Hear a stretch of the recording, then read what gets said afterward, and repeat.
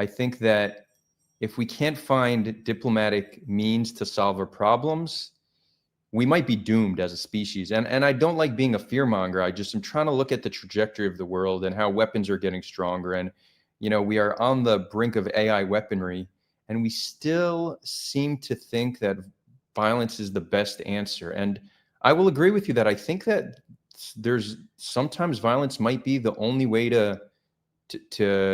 might be the only way or the best way.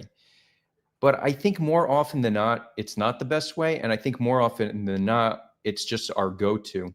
So when the attack happened, when Israel attacked, I very much was maybe had a slightly different reaction than you. It was more so, okay, here we are attacking again when we were in the process of diplomacy.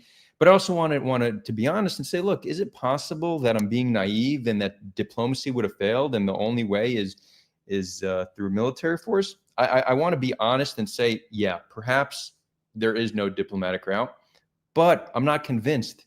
And if I'm going to be convinced to support violence, if I'm going to be convinced to spilling the blood of civilians, which we're seeing happening daily, I need to see that diplomacy really won't work. So I'm at the point where I'm open to the idea that perhaps this, in the big picture, will be seen as the right decision. And I certainly understand the Israeli perspective on this and why they want they want this attack to take place. I understand where the fear comes from, but I'm not at all convinced that this is the only or best way to go about it.